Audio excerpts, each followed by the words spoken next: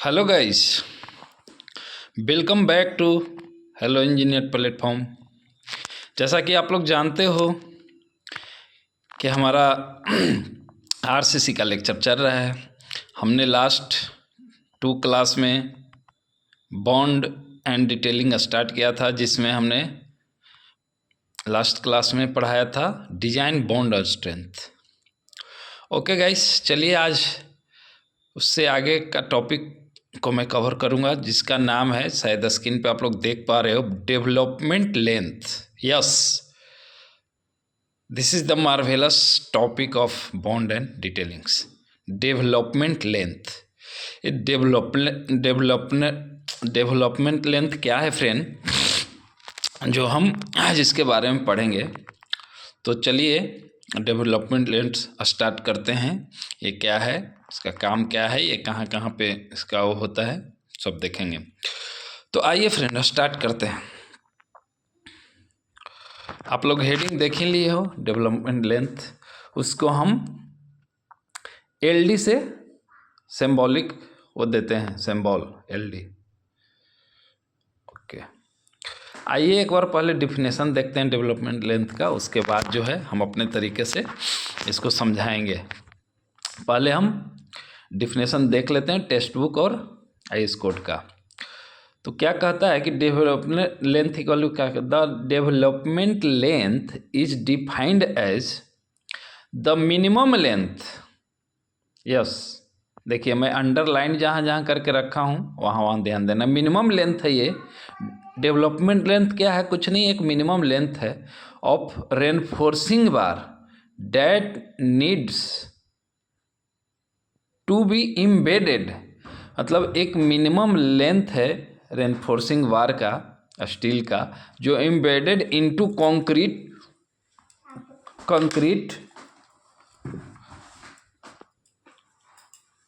embedded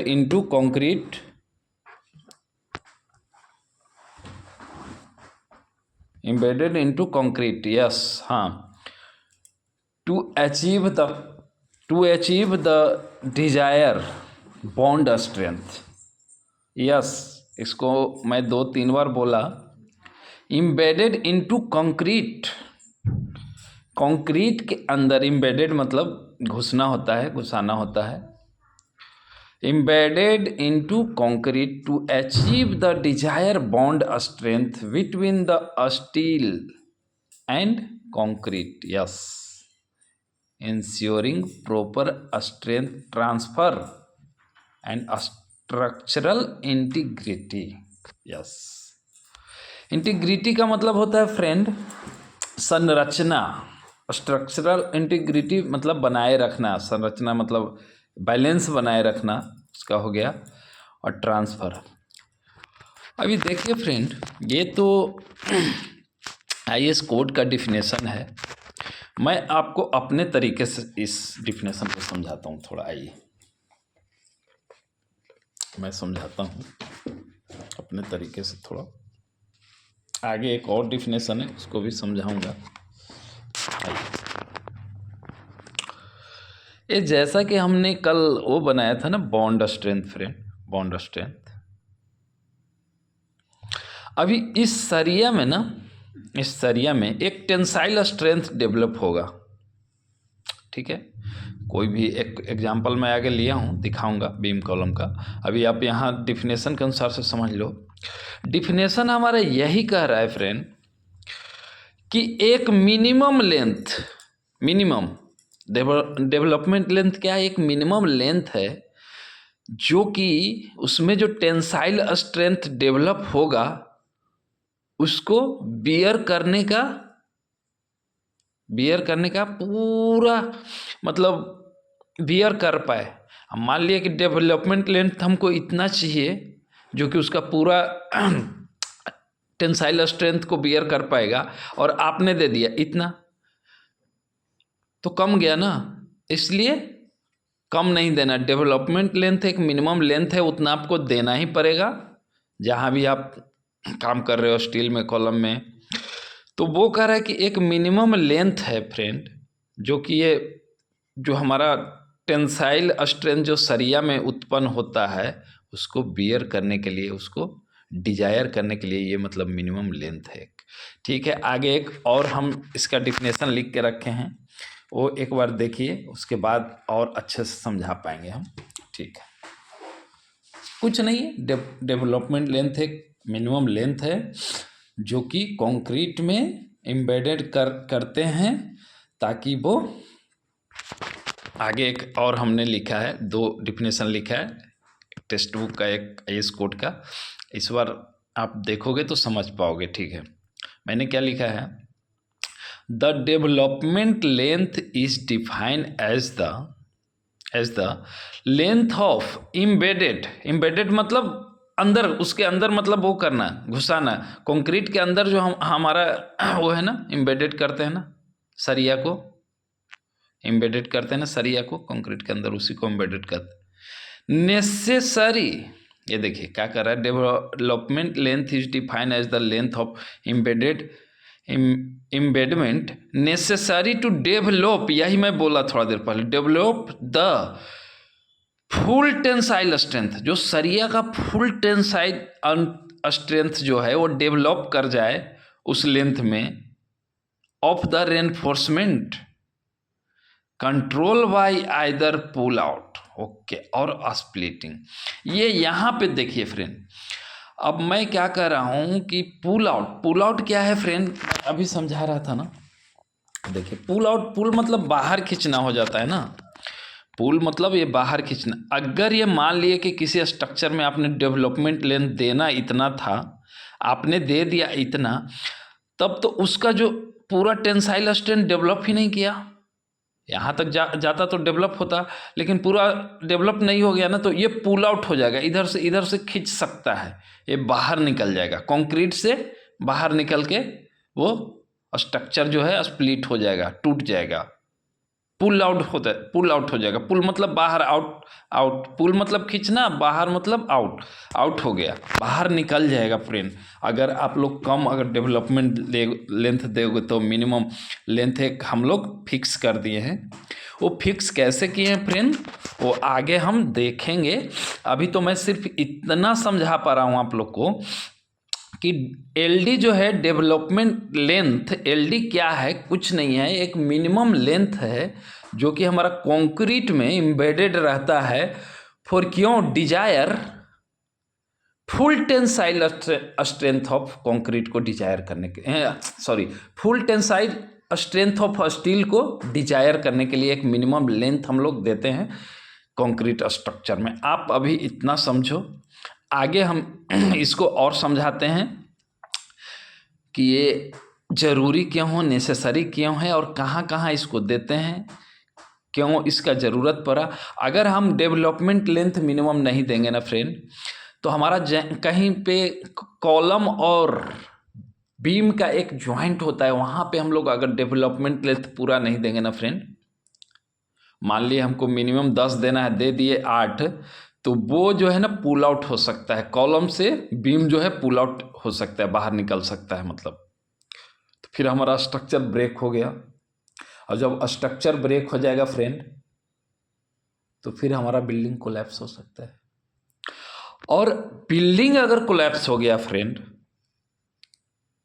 मान के चलिए अगर वो हम लिविंग बिल्डिंग का बात कर रहे हैं, जहाँ पे लोग रह रहे हैं, अपार्टमेंट है या कोई और लिविंग बिल्डिंग है, अगर ऐसा हुआ तो जहाँ पे लोग रह रहे हैं, हमारा स्ट्रक्चर कोलैप्स हो जाएगा, तो नुकसान होगा, जान भी जा सकता है कि नहीं।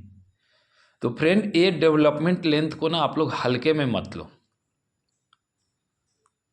आप जहाँ भी वर्क कर रहे हो, साइट इंजीनियर के लिए खास करके ये चीज़ बहुत ही ज़रूरी है। एवरी साइट इंजीनियर को ये डेवलपमेंट लेंथ का फार्मूला आना चाहिए, डेवलपमेंट लेंथ कितना देना चाहिए मिनिमम, नेसेसिटी है फ्रेंड, देना ही देना है। अगर आपने उतना नहीं दिया तो फिर आपका पुल आउट हो सकता है। अगर एक बार पुल आउट हो गया, स्पॉइल हो गया, स्ट्रक्चर आपका स्प्लिटिंग हो गया, टूट गया, तो फिर कुछ भी नुकसान हो सकता है। ओके फ्रेंड, अब आगे चलेंगे। मुझे लगता है इतना काफ़ी है आप लोग को इंस्पायर करने के लिए। अब देखिए, इधर देखिएगा, इधर मत देखिएगा, इधर बात का कहानी है, मैं इधर पहले समझाता हूँ आपको। अब तो आप जान गए कि एल कुछ नहीं है, एक मिनिमम लेंथ है जो कि कंक्रीट में एम्बेडेड होता है for Dzire tensile strength of steel. Okay, इतना ही समझना है।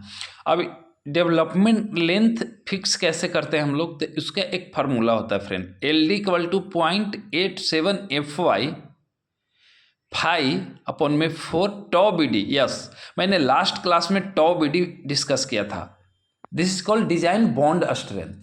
यस फ्रेंड, हमने लास्ट क्लास में टॉ बी डी डिस्कस किया था, टॉ बी डी डिस्कस किया था फ्रेंड। हमने लास्ट क्लास में क्या डिस्कस किया था, टॉ बी डी डिस्कस किया था, जिसमें हमने बताया था कि ये जो है डिजाइन बॉन्ड स्ट्रेंथ है, ठीक है। फाई तो आप जान रहे हो फ्रेंड, डायमीटर ऑफ वार है। एफ वाई से आप लोग वाकिफ़ हो, चूँकि अब पुराना हो गया है आरसीसी, तो कब से चल रहा है, पिछले ये मे बी 34 लेक्चर होगा आरसीसी का। तो ये फाई जो है कैरेक्टरिस्टिक स्ट्रेंथ ऑफ, क्या लिख रखा हूँ, characteristic strength, characteristic yield strength of steel. Yes, L D development length, phi diameter of steel, tau B D design bond strength, ठीक है। अब आपको ना फ्रेंड ये इस फार्मूला से आपको वो करना पड़ेगा, मिनिमम लेंथ जो है डेवलपमेंट निकालना। मान लिए कि कहीं पे आप काम कर रहे हो, वहाँ पे डेवलपमेंट लेंथ देना है, बीम हो या कॉलम हो जो भी हो, उसका सरिया का है 12 mm, मान लिए 12 mm का सरिया है वहाँ पे, तो कितना हम डेवलपमेंट लेंथ देंगे फ्रेंड, और 500 या 415 का हम लोग वो कर रहे हैं। एक एग्जाम्पल लेते हैं ना फ्रेंड, एक एग्जाम्पल लेके बताते हैं, चलिए आ जाइए। मान लिए कि हमारा 12 ऐसे हो गया, एल डी इक्वल टू क्या हो गया फ्रेंड कि 0.87 इंटू 415, यही है ना, 415 L D equal to F Y, हाँ यही है। डायमीटर क्या है हमारा 12, नीचे हमारा क्या है 4 इंटू टॉ बी डी। टॉ बी डी कितना है, मान लिए M20 का बात कर रहा हूँ तो 1.2। यहाँ पे एक ध्यान देना फ्रेंड, यहाँ पे मैं जो लिया हूँ ये 12 mm का अगर सरिया ले लिया ना फ्रेंड, तो ये प्लेन के लिए नहीं है, ये चला गया HYSD जो कल मैंने लास्ट क्लास में डिस्कस किया। तो आपको यहाँ पे फ्रेंड 60% जो है एनहांस करना पड़ेगा, 60% इन्हांस करना पड़ेगा, मतलब 1.6 से मल्टीप्लाई करना पड़ेगा इस वैल्यू को। अब जो आएगा ना फ्रेंड, मान के चलता हूँ मैं टेंशन के लिए मैं कर रहा हूँ, कॉलम के लिए नहीं कर रहा हूँ, बीम के लिए कर रहा हूँ। तो बीम टेंशन मेंबर होता है, कॉलम कंप्रेशन मेंबर होता है। तो अब जो आएगा ना, क्यों ये 1.6 से हमने क्यों मल्टीप्लाई किया, लास्ट क्लास में हमने अच्छे से डिस्कस किया था फ्रेंड। HYSD बार अगर आ गया तो HYSD बार कब आता है फ्रेंड, जब हमारा 8 mm से ऊपर जो सरिया है सारा HYSD में आते हैं। प्लेन बार हमारा 8 mm ही है, 10 mm 12 mm सब HYSD में। तो ये एनहांस करके अब जो हमारा ये आएगा ना फ्रेंड, मान लिए हम ये लेके चल रहे हैं फॉर M20 के लिए, ठीक है ना।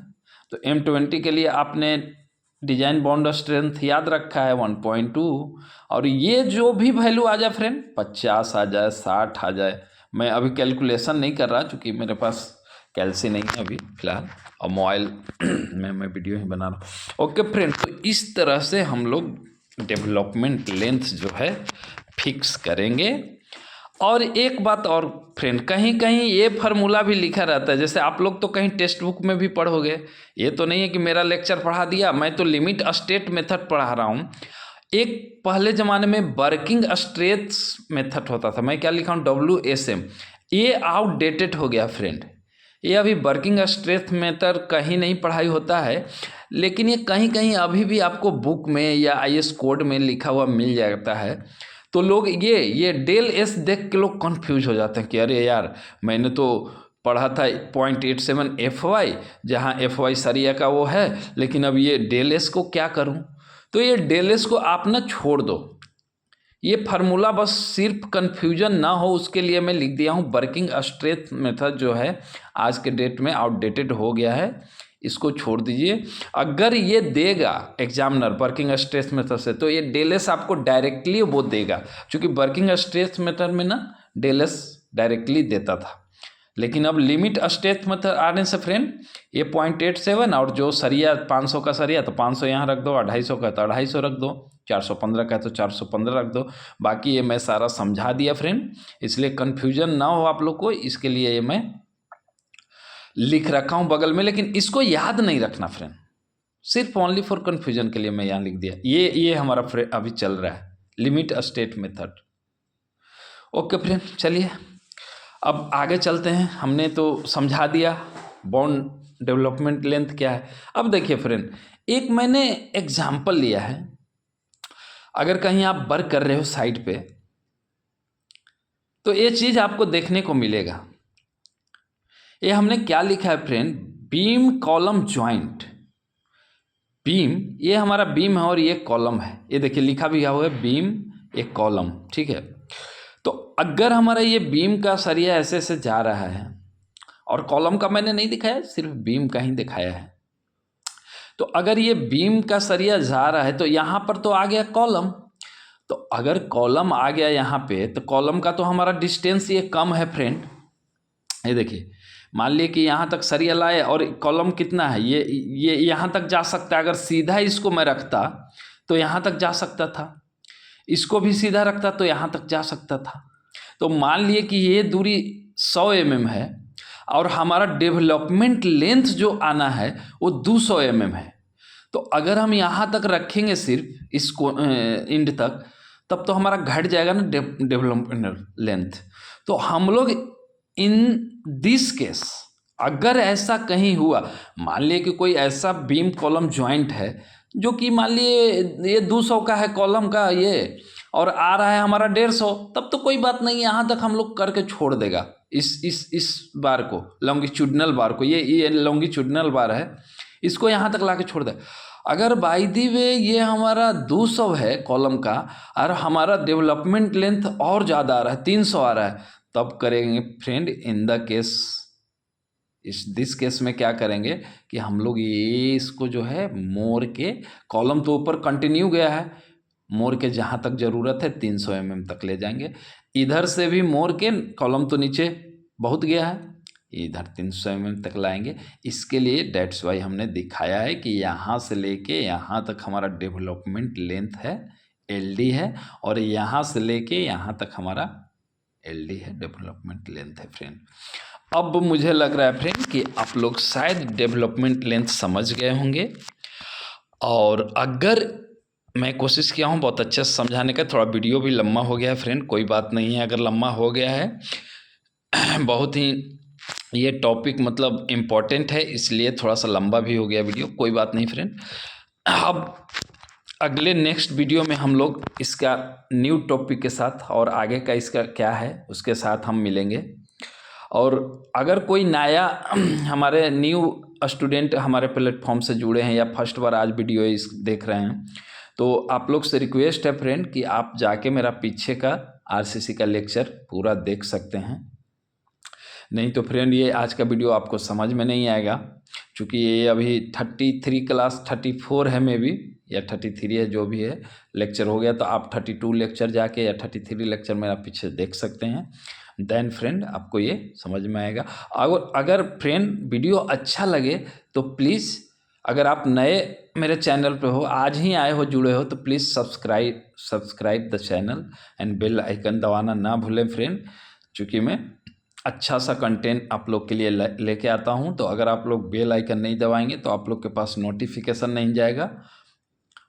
तो थैंक्स फ्रेंड, आप लोग आराम से पढ़ो, फिर नेक्स्ट लेक्चर में आप लोग के साथ हम मिलते हैं कुछ न्यू टॉपिक का साथ। न्यू टॉपिक मतलब इसी का बॉन्ड एंड डिटेलिंग का ही न्यू टॉपिक के साथ हम कल मिलेंगे नेक्स्ट लेक्चर में। Okay, thanks, bye.